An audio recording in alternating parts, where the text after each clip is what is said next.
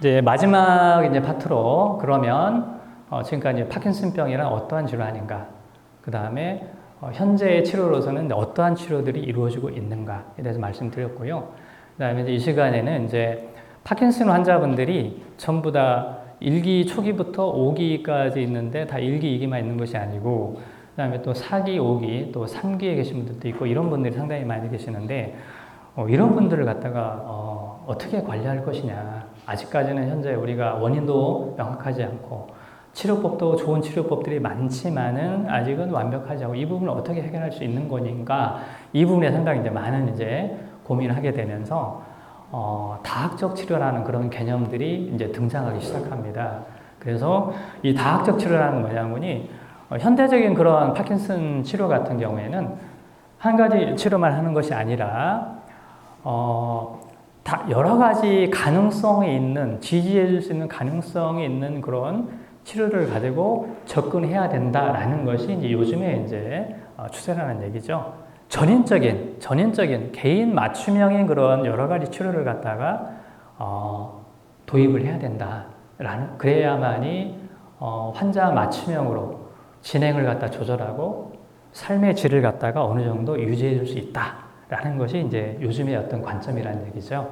그래서 많은 환자분들이 이제 뭘 먹어야 될까요? 그러냐 많이 이제 질문을 많이 하시고, 어떤 음식을 먹지 말아야 될까요? 라는 이제 질문을 많이 하시는 질문 중에 하나인데, 여기에 대해서도 엄청나게 많은 연구가 이루어졌었고요. 그 다음에 파킨슨병의 불리한 음식, 유리한 음식, 불리한 요소, 유리한 요소, 이런 것들이 상당히 많이 이제 조사가 됐었습니다. 그래서 이제 가장 이제 대표적으로 많이 쓰고 있는 것이 이제 지중해식 식사인데요. 지중해식 식사가 어느 정도 유의성이 기본적으로 있을 수 있는 건 뭐냐면이, 지중해 연안들은 전부 다 블루존이에요. 블루존이라는 것은 장수촌을 얘기하는 거거든요. 오키나와라든가 이태리 남부라든가 대표적인 블루존인데, 블루존에 있는 식사가 이제 지중해 식사를 많이 하고 있는데, 기본적으로 6칸으로 우리가 이제 구분할 수 있는데, 아래에 있는 3칸은 파킨슨 환자가 매일 먹었을 때 유용할 수 있다 얘기하는 거고요. 맨 위에 3칸은 먹지 말라는 게 아닙니다. 여러분, 영양 불균형으로 오히려 안 좋아지거든요. 적게 먹자, 이런 걸 얘기하는 거예요. 그래서 이거는 데일리입니다. 그래서 엑스트라 버진 올리브 오일이라든지 이런 야채, 채소, 과일이라든가 통곡물이라든가 콩이라든가 베리류, 이런 것들, 이런 분들은 매일 먹자는 얘기죠. 그런데 우리가 오메가3도 오메가6도 먹어야 되는데 안 먹을 수 없잖아요, 생선을. 지금 그렇기 때문에 생선이라든가 각각류라든가 우리 치즈라든가 밀크라든가 계란이라든가 붉은 고기라든가 단음식을 전혀 안 먹을 수는 없어요. 인생에 낙이 없거든요. 오히려 스트레스 받습니다. 그러면 안 되고, 드시긴 드시는데 어떻게 먹냐? 때때로 조금만 먹자. 일주일에 한두 번 정도 이렇게 먹자. 그 다음에 가끔 먹자, 이렇게 되기 때문에 이제 이런 식으로 이제 조절할 수 있는 거예요.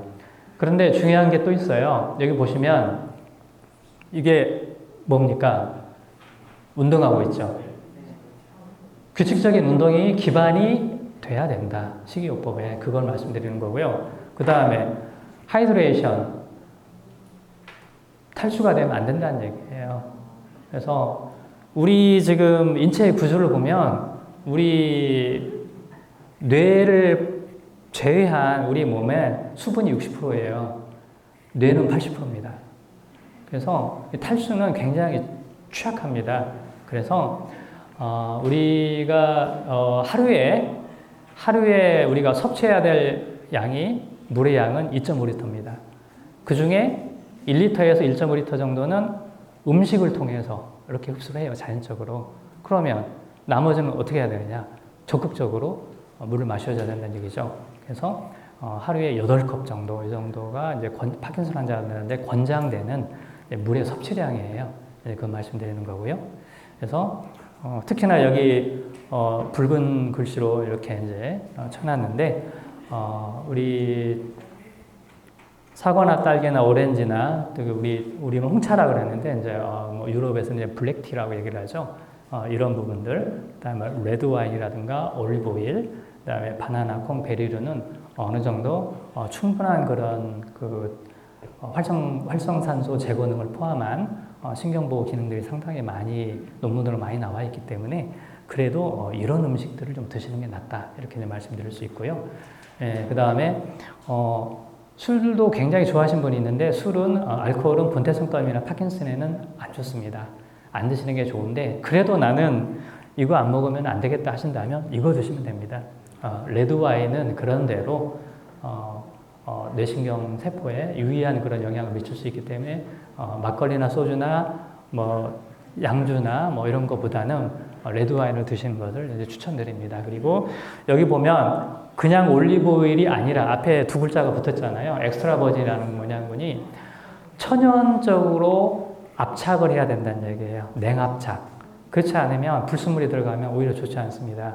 그래서 파킨슨 환자분은 가능하면 엑스트라 버진이 붙은 거 그거를 좀 드시는 거를 이제 권장드리고요. 그래서 그러면 지중해식 식단을 했을 때 하고 우리 흔히 말하는 서구식 식단 했을 때 실질적으로 연구를 한번 해봤는데 이렇게 상당히 많은 차이를 볼 수가 있었었는데요. 여기 보시면 축두엽이 지중해식 식단에는 여기 상당히 많이 살아있는데 여기는 상당히 많이 위축이 된 걸 볼 수가 있고요. 축두엽 굉장히 중요하죠. 우리 말 잘 못해버리잖아요. 이게 축두엽 증후군 와버리면 그리고 우리 2차적으로 이제 가장 궁극적으로 모든 기능들을 우리가 하루에 일어났던 모든 기억들은 바로 해마로 저장된 거 아닙니다. 처음에는 우리 이제 대뇌 피질에 잠깐 가지고 있다가 이 기억이 필요 없다면 버리는 거고 정말 이 기억이 필요하다면 단백질 접합을 통해서 해마에다 보관하는 거거든요. 근데 보면 해마가 상당히 크기가 많이 다르죠. 그래서 지중해 식사를 했을 때 해마의 기능이 상당히 활성화되는 걸 볼 수가 있고요. 그 다음에 뇌실을 보면 지중해 식단은 뇌실의 크기가 정상인데 서구식 식단 한 거는 뇌 실질이 파괴되니까 뇌실이 확장이 돼버리는 거예요. 이렇게 뇌실은 아까 말씀드린 CSF가 머물고 흐르는 데인데 여기는 실제 세포가 아니잖아요. 그래서 이게 확장이 된다는 우리가 볼 수 있었고요. 그래서 어느 정도 지중해식 식단은 파킨슨 환자에게 권장할 만한 식단이다라는 걸 우리가 알 수 있죠. 예. 그리고 운동요법 굉장히 활용을 잘 해야 되는데 모든 파킨슨 환자의 운동요법과 재활요법의 기본은 안정성에 바탕을 둬야 됩니다. 운동을 해서 넘어진다, 골절로 이어진다, 와상으로 간다, 좋지 않습니다. 1번이 안정성입니다. 두 번째, 진행의 기반을 두고 진행에 맞춰서 이루어져야 된다. 그래서 1기, 2기하고 3기하고 4기, 5기 이렇게 나누는 거죠. 그래서 1기, 2기는 이제 걷기, 사이클링, 수중 걷기, 상하체 근력 운동. 그다음에 파킨슨 환자들이 이 근력만 가지고 되는 것이 아니라 균형성이 깨져버리고 유연성이 깨집니다. 그렇기 때문에 파킨슨 환자는 유연성과 균형성을 같이 잡아줘야 되고 그렇기 때문에 이제 필기체조라는 체조가 있습니다. 그래서 체조를 갖다가 했으면 좋겠고요. 그 다음에 파킨슨 환자들은 자세가 구부정하게 이렇게 됩니다. 이 구부정을 잡아줘야 됩니다. 그렇지 않으면 앞으로 계속 넘어지거든요. 그래서 폼롤러 아사나를 이용한다든지 또는 또 언어 장애가 심하게 오면 언어 장애 다음으로 따라온 건 바로 삼킴 장애예요. 그러면 못 먹게 되기 때문에 어려운 상황에서 이제 LSVT라는 걸 활용하는 거고요. 그다음에 이제 4기, 5기 같은 경우는 이제 스스로 독립적인 생활을 할 수 없기 때문에 운동하기가 상당히 어렵죠. 그래서 적극적인 운동보다는 니트라는 것은 일상생활에서 내가 조금이라도 움직일 수 있고 활동할 수 있는 부분을 갖다 활용하는 걸 니트라고 그러는데 니트를 한다든지 체조를 한다든지 LSVT를 한다 이렇게 이제 나눠지는 겁니다. 그래서 이런 식으로 이제 계략적인 파킨슨의 운동 프로그램의 기본 아웃라인이 이거란 얘기죠. 이제 세세한 거를 다시 한번 또 설명을 드릴까 합니다. 그런데 파킨슨 환자가 운동을 하는 거하고 그다음에 또 복싱 선수가 운동하는 거, 그다음에 마라톤 선수가 운동을 하는 거하고 그다음에 또 살이 많이 찌신 분이 운동하는 목표가 달라요. 그래서 파킨슨 환자가 운동요법을 하는 건 뭐냐? 결국은 증상 완화를 할 수 있느냐? 이런 부분에 맞춰줘야 되기 때문에 그러면 운동 프로그램을 했을 때 과연 실제적으로 이런 운동 기능에 향상을 시킬 수 있고 더불어서 인지 기능도 좋아지게 한다면 더 좋겠고요. 그 다음에 기분도 좋아지게 한다면 좋겠죠. 그래서 파킨슨 환자의 모든 운동 치료의 목표는 여기에 맞춰져 있는 거죠. 이 부분에.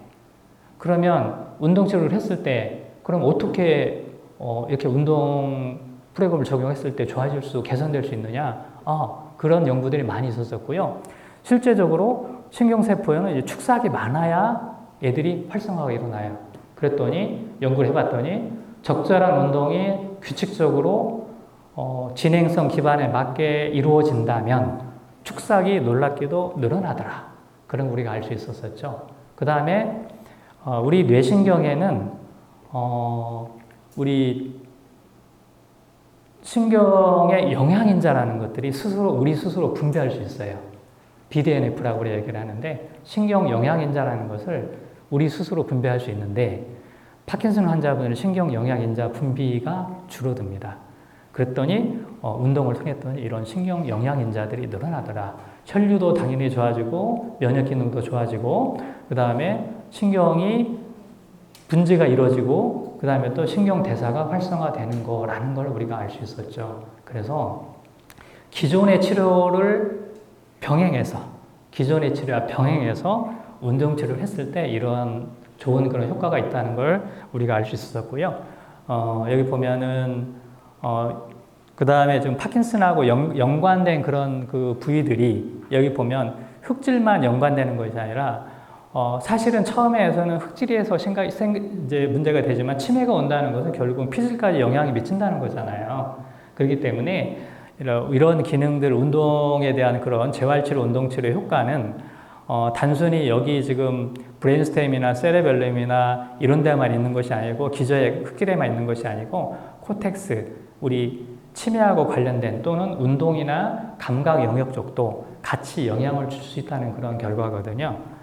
이거 말씀드리고 그래서 실제적으로 이제 운동은 이제 이렇게 여러 가지가 구성이 되는데 가장 중요한 건 걷는 겁니다. 걷는 건데 얼마 정도를 걸을 것이냐.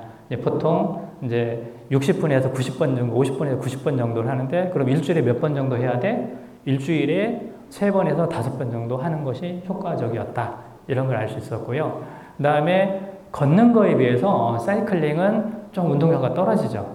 그래서 걷는 것보다는 사이클링은 나는 주로 하겠다. 실내 자전거든 실외 자전거든 조금 더 많이 하는 게 좋다. 어느 정도의 내 최대 심폐 요구량이냐 60% 정도 하는 게 파킨슨한테는 좋았다. 100% 하면 안 된다는 얘기입니다.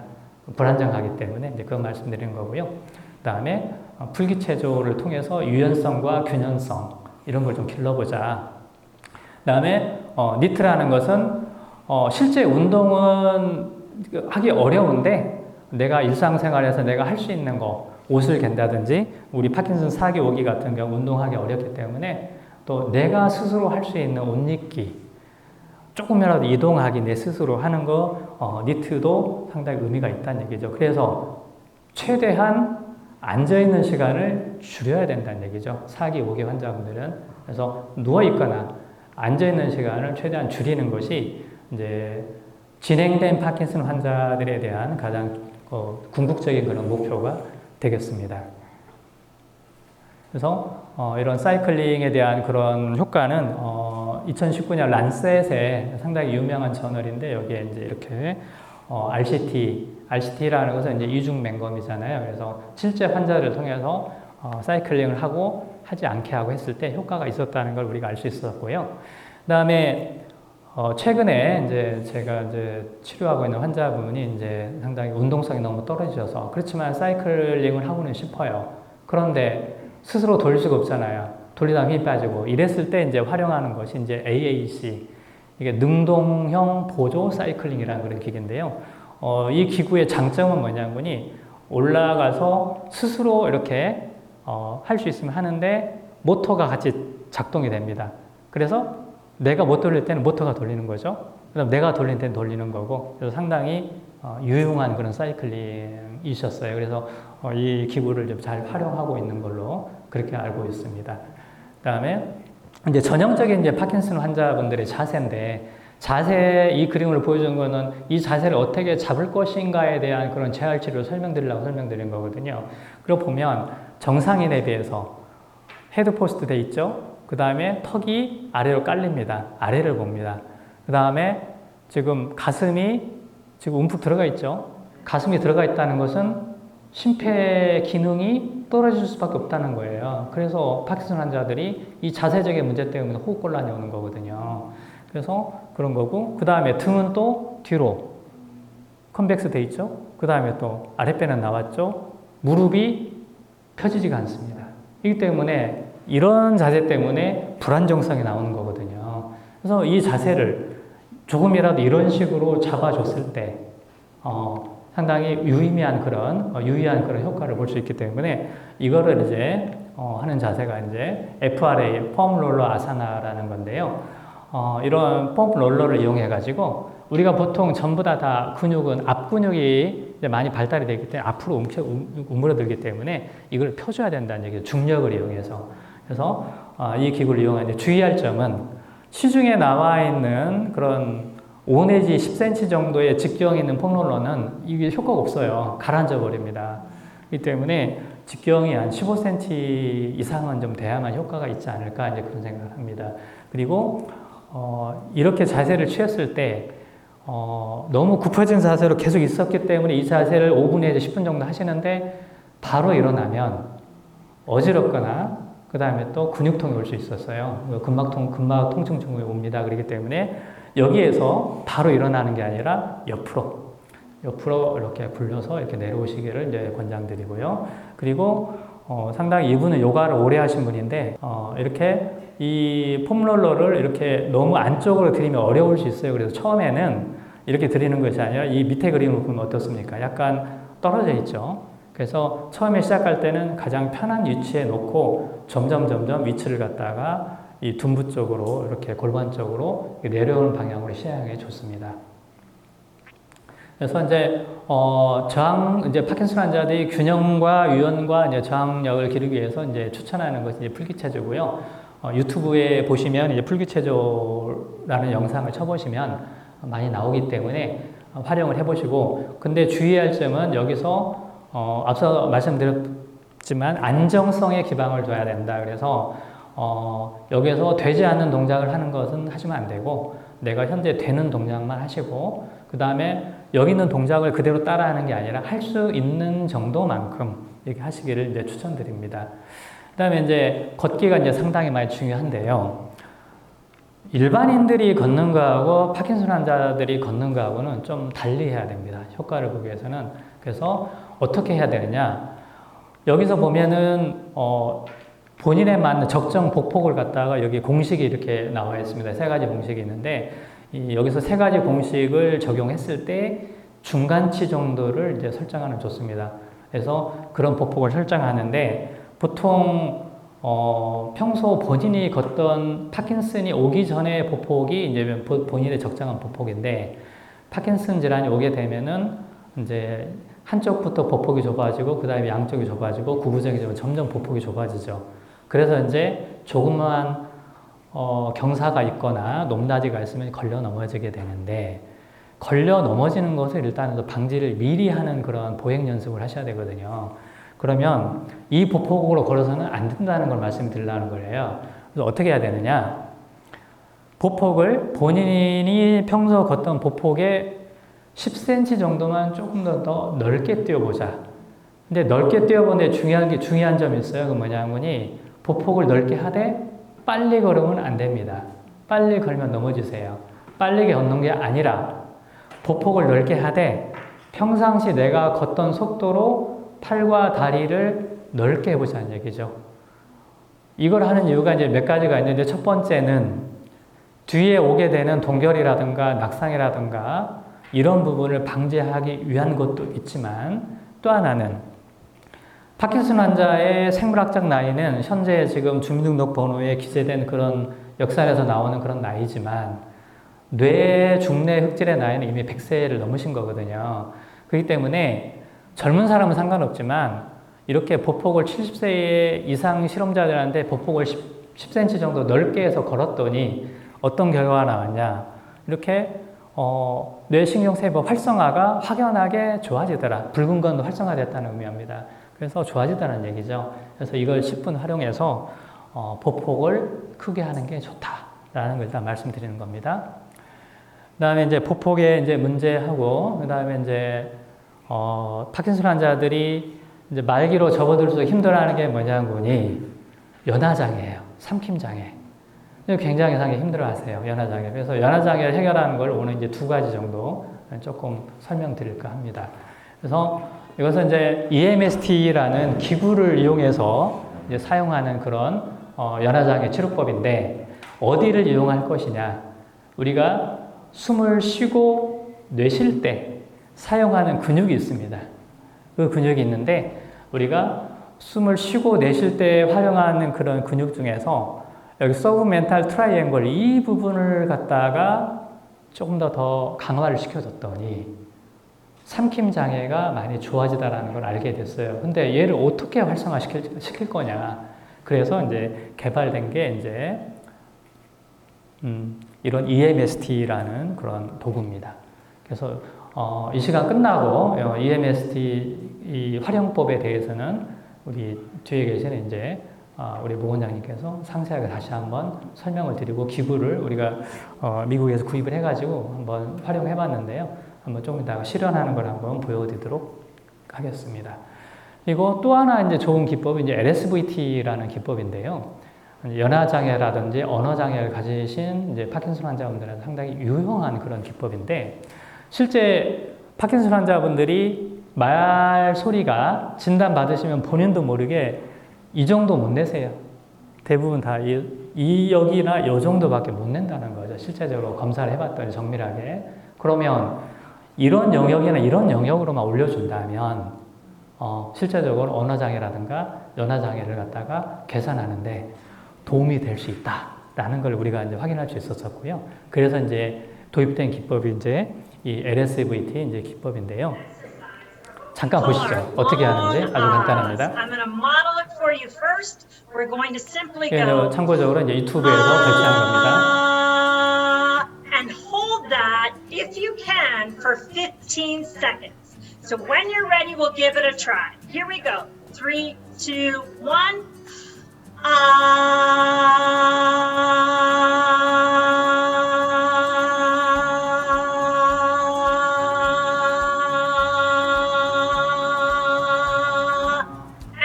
중요한 거는 어떻게 하라는 거예요? 소리를 크게 오랫동안 이랬을 때 이게 효과가 있다는 거거든요. 그래서 LSVT도 이제 상당히 유용하게 지금 재활적으로 많이 사용하고 있는 그런 상태입니다. 그래서 이제 이거를 이제 LSVT 라우드라고 LSVT는 이제 지금 현재 사용 많이 하고 LSVT 라우드하고 LSVT 빅이 있어요. 그래서 이제 2가지를 오늘 설명드릴 겁니다. 그래서 이제 LSVT는 어떻게 아주 간단합니다. 크게 외치듯이 말한다고 생각하다. 말하고 생각하는 거예요. 이렇게. 그래서 실행했을 때 어떻게 최대한 발성을 크게 하자.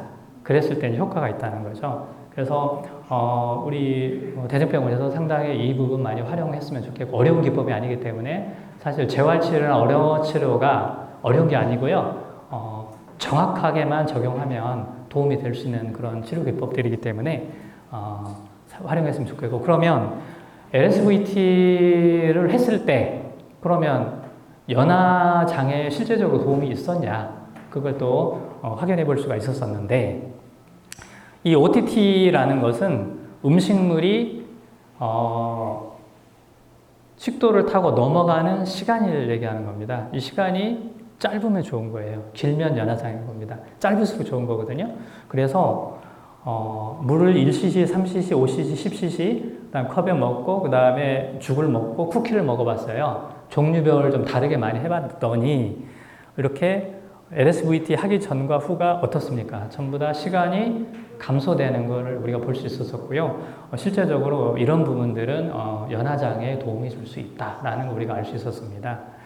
그다음에 그 다음으로 이제 굳어있는 몸들을 갖다가 어떻게 하면 효과적으로 개선시킬 수 있을 것인가. 앞서 전해드린 이제 풀기체조 같은 경우는 유연성이라든가 균형 장애를 좀 개선하기 위한 건데 LSVT 빅은 운동성을 조금이라도 좀 이렇게 개선시킬 수 있을까라는 데 기반을 둔 거고요. 또 하나는 우리 대한민국의 기후가 항상 밖에서 나가서 걸을 수 있는 그런 환경이 되질 않아요. 겨울에는 춥고요.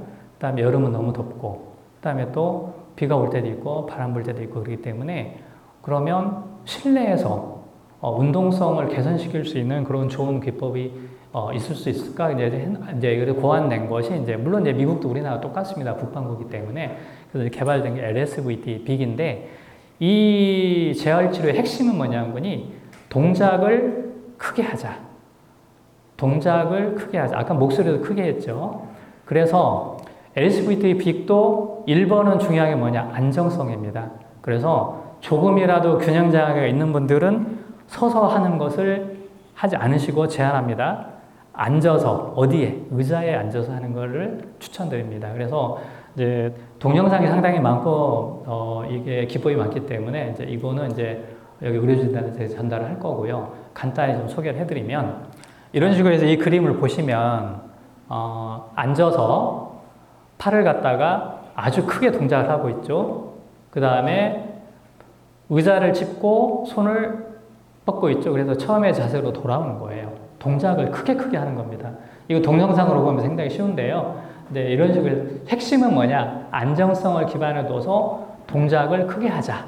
이랬을 때 뭐가 개선이 되냐? 운동성이 개선이 되더라는 걸 우리가 이제 보는 거거든요. 그래서 보는 거고 이 자세도 마찬가지입니다. 서서 할 수도 있고 앉아서 할 수도 있다.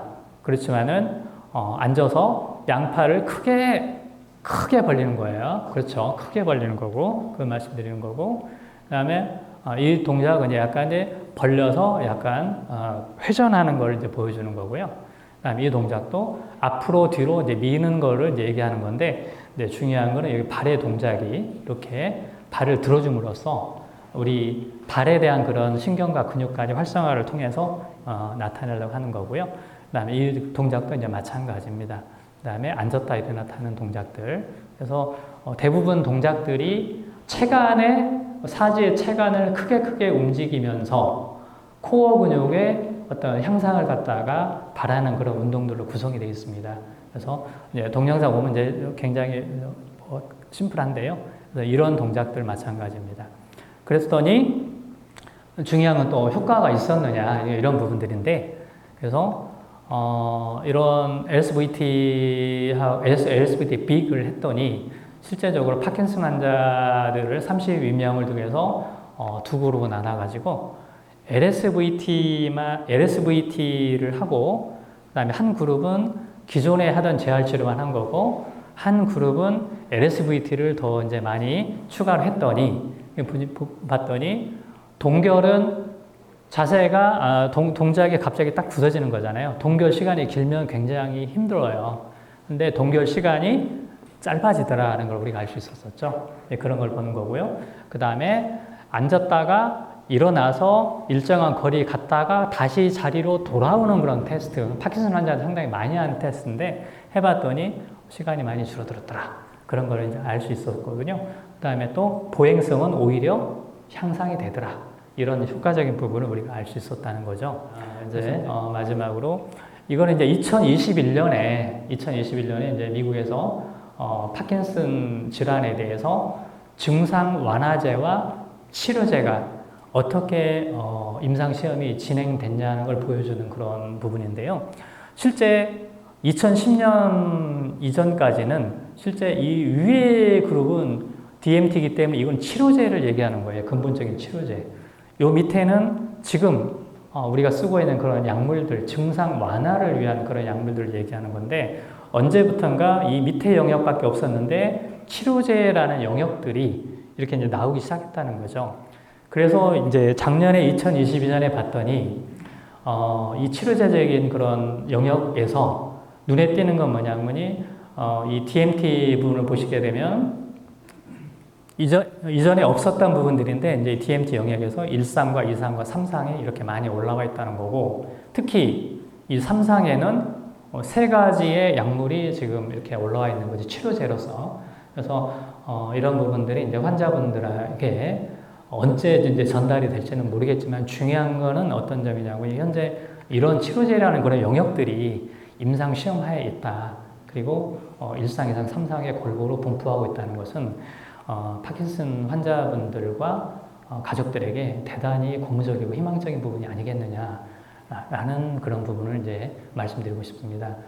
그래서 오늘 이제 제가 말씀드린 그런 내용들은 혹시라도 뭐 궁금한 점이 있거나 더 참고하고자 하시는 분들은 여기 네이버 블로그, 제 이거는 뭐 개인 블로그입니다. 그래서 여기 파킨슨 병하고 관련된 그런 또 신경과하고 관련된 여러 가지 질환에 대해서 상당히 많은 그 부분에 자료를 상당히 많이 올려놨기 때문에 궁금한 부분이 있으면 이 부분에서 한번 찾아가지고 활용해 보시기를 바랍니다. 네, 이상 마치겠습니다.